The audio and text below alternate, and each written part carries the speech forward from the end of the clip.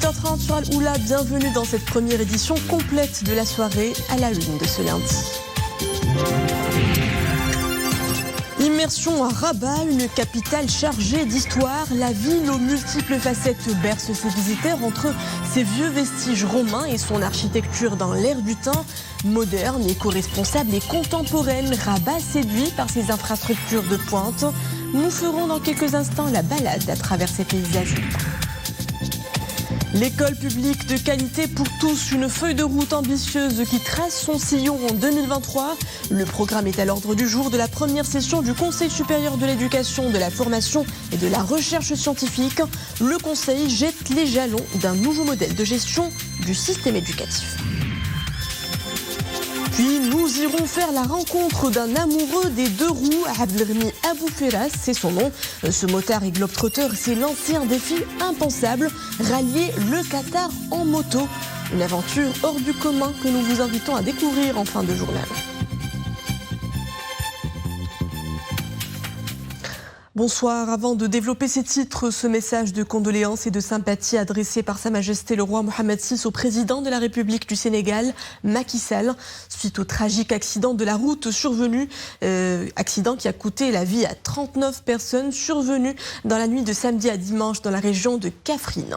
En cette douloureuse circonstance, je présente à votre Excellence et à l'ensemble du peuple sénégalais mes sincères condoléances et l'expression de toute ma sympathie, lit-on dans le message royal. Le souverain souhaite également un prompt rétablissement aux blessés et exprime toute sa compassion aux familles cruellement éprouvées.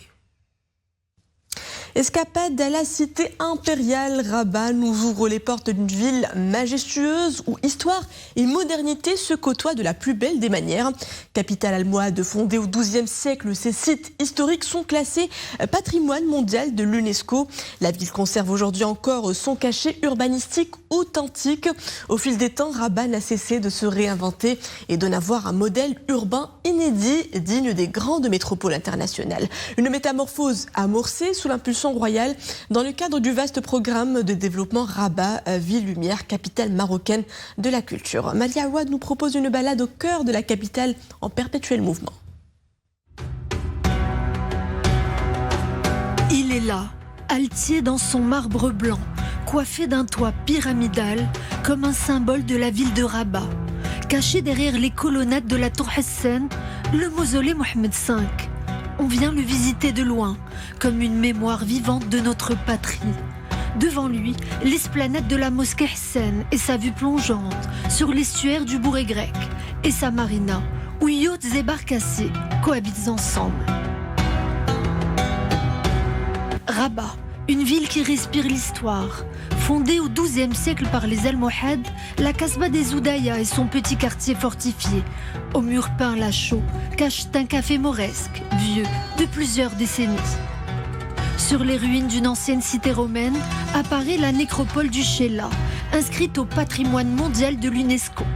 Elle fut restaurée, elle, et sa célèbre porte, octogonale, témoin des âges et des civilisations. Une fois passés les vestiges historiques, Rabat montre une toute autre facette, celle d'une ville moderne et contemporaine. Le grand théâtre de Rabat, imaginé et conçu par la regrettée Zaha Hadid, est à lui seul un chef-d'œuvre de modernité. Avec ses infrastructures de pointe, il s'élève de loin comme un navire, gardien du temple et de la culture. Dans les airs, nichée à 250 mètres, la tour Mohamed VI se dresse fièrement, un vrai joyau du continent africain. Rabat, une cité qui ne cesse de s'embellir avec ses parcs, ses forêts et ses jardins, ses bosquets et ses pistes cyclables, où il fait bon prendre le temps de flâner.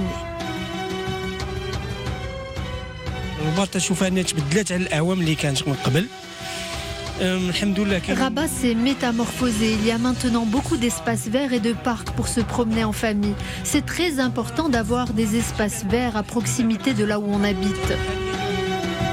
La capitale est bien desservie grâce à son tramway. inauguré par Sa Majesté le roi Mohamed VI le 18 mai 2011 et qui dessert la ville de Rabat et de Salé en quelques minutes seulement, en passant par le centre-ville. Voilà une belle manière de faire une jolie promenade au cœur de la vieille ville, au milieu des immeubles coloniaux et des églises. Tout un symbole. Rabat est une terre de paix et de fraternité.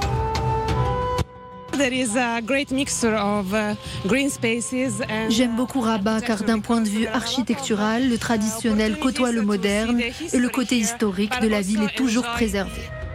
Un paysage urbain amélioré, repensé comme un modèle de développement durable. Ainsi, la nouvelle gare routière constitue une infrastructure logistique de nouvelle génération, tout comme la gare de Rabat-Agdal, centenaire et rajeunie.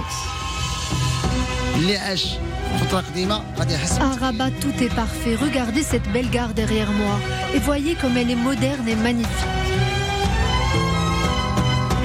Des ponts aux allures futuristes comme le pont Mohamed VI, d'une longueur de près d'1 kilomètre, et des autoroutes réaménagées selon les normes internationales.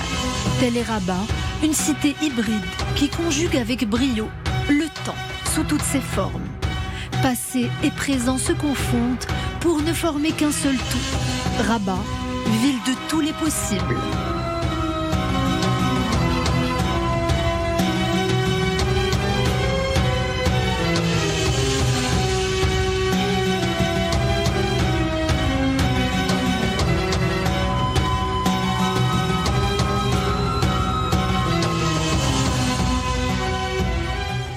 Et c'était un reportage réalisé par Mehdi Chtaibi et Abdelhamid Jebran.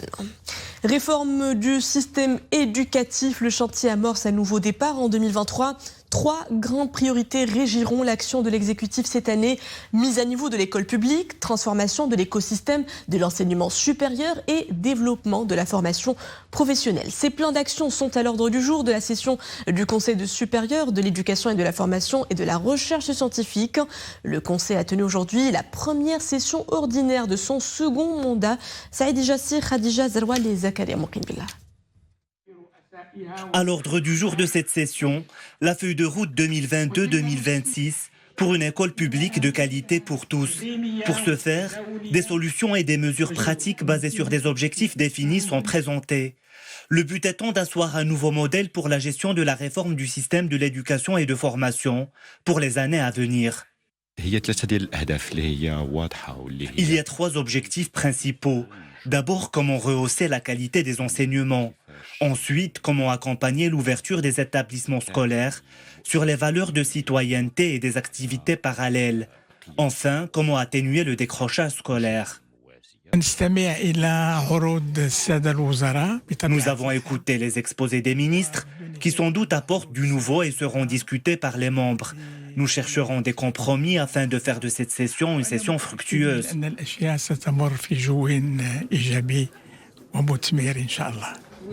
Les membres du Conseil supérieur de l'éducation devront également se pencher sur le plan national d'accélération de la transformation de l'enseignement supérieur, de la recherche scientifique et de l'innovation, ainsi que la feuille de route pour le développement de la formation professionnelle.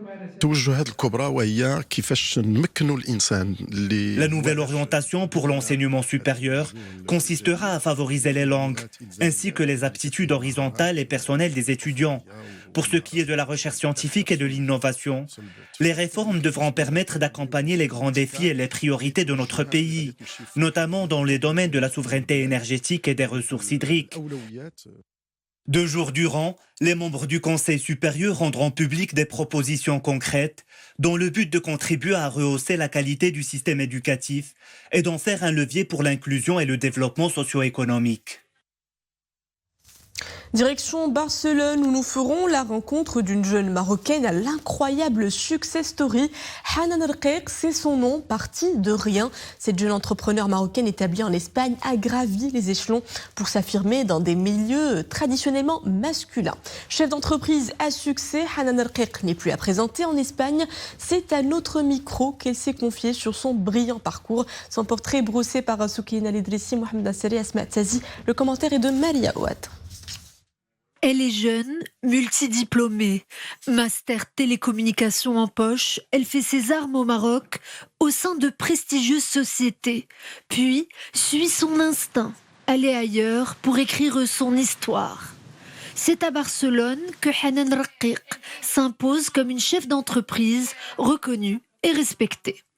Je suis une femme ambitieuse et dynamique et il m'était impossible d'imaginer ma vie professionnelle coincée entre quatre murs. J'ai toujours eu envie d'être mon propre patron et de créer ma propre entreprise. Avant de prendre mon envol, j'ai d'abord intégré une grande entreprise au Maroc. Ce fut un véritable tremplin à tous les niveaux. De cette ambition qui n'a jamais cessé de germer, deux sociétés ont vu le jour. L'une concerne le domaine des énergies renouvelables, l'autre est dédiée à la production d'huile d'olive. Hanan Raqiq est une femme de tête, bien décidée à asseoir sa légitimité en tant qu'entrepreneur dans un univers encore bien souvent masculin. Lorsque je me suis lancée dans le domaine de l'huile d'olive, j'ai rencontré quelques difficultés, non pas en tant qu'étrangère installée à Barcelone, mais en tant que femme. Cela est parfois compliqué d'être une femme chef d'entreprise dans un milieu encore dominé trop souvent par les hommes.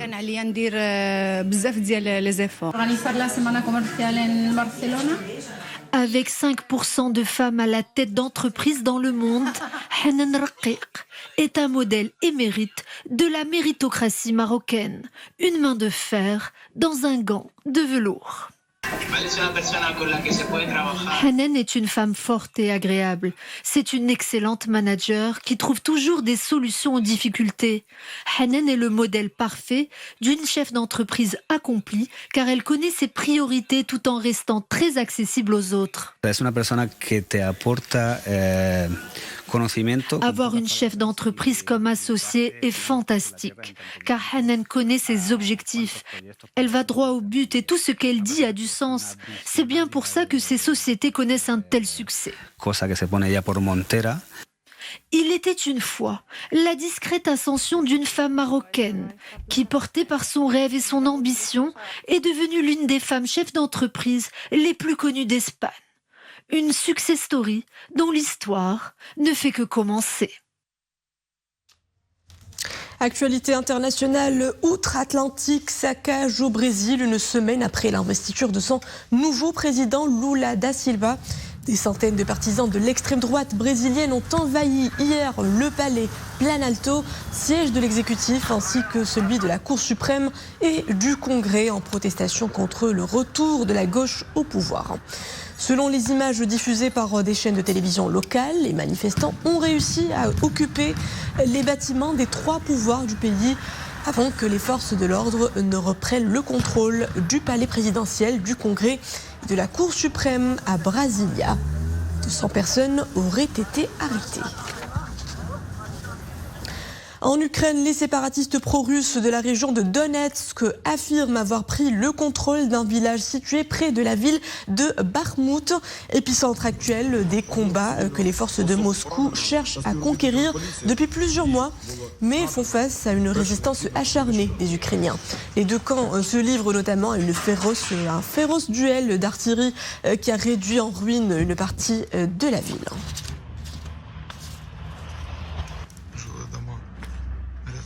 Et en Chine, le spectre du Covid-19 serait en train de se dissiper. L'épidémie régresse, mais le pays serre la vis pour prévenir les cas graves. Selon le ministère chinois des Affaires étrangères, le pays aurait renforcé ses capacités de traitement, de détection et de vaccination contre le virus du Covid-19. Certaines provinces et villes du pays ont déjà atteint le pic des infections.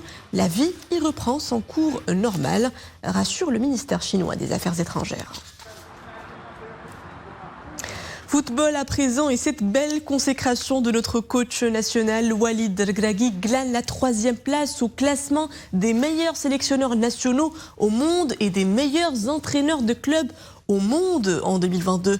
Une prestigieuse distinction accordée par la Fédération internationale de l'histoire des statistiques du football aux sélectionneurs de l'équipe nationale premier cadre technique africain et arabe à mener son équipe aux demi-finales du mondial et vainqueur du championnat du Maroc au titre de la Ligue des champions d'Afrique l'année écoulée avec le Wydad de Casablanca. Seul arabe et africain à figurer dans ce classement, Regragui y côtoie de gros calibres du football mondial, comme l'Argentin Lionel Scaloni, vainqueur du mondial 2022, ainsi que Didier Deschamps, finaliste avec la France au dernier mondial, et Zlatko Dalic, troisième au Qatar avec la Croatie. L'exploit de Walid Regragui et ses protégés au Qatar a drainé il y a de cela un mois des foules de supporters. Des Marocains de tous bords ont fait le déplacement à Doha pour soutenir le maillot national. Parmi eux, Abdelghani Abou Firas. Ce motard a vécu autrement ce tournoi planétaire. Le trajet au Qatar, Abdelghani l'a fait en 2 roues. Un périple passionnant que nous raconte ce globetrotter. Reportage Moassassim Bilal Al-Bouzaoui, Abdelal Chahab et un commentaire de Boubkar Narbrit.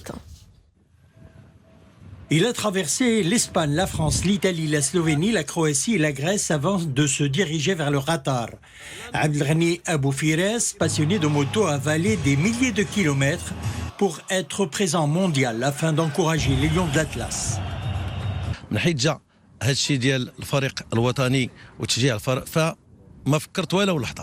Je n'ai pas hésité une seconde pour entreprendre ce périple. Mon épouse m'a accompagné dans cette belle aventure et nous avons pris la direction du Qatar. Je suis rempli de joie car nous avons assisté à un parcours sans faute réalisé par notre équipe nationale. Deuxièmement, nous avons pu constater l'amour que les Marocains du monde portent à leur patrie. L'exploit inédit réalisé par les Lions de l'Atlas a fait briller le Maroc de mille feux à travers le monde.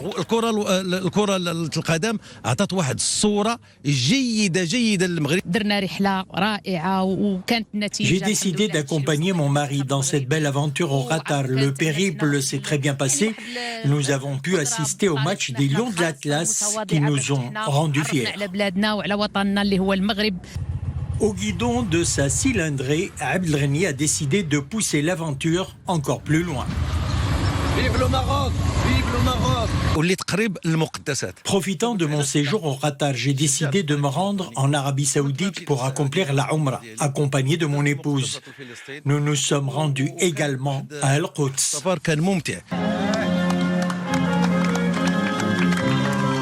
À l'image de dizaines de milliers de supporters marocains, Abdelghani a tout mis en stand-by le temps de cette Coupe du Monde.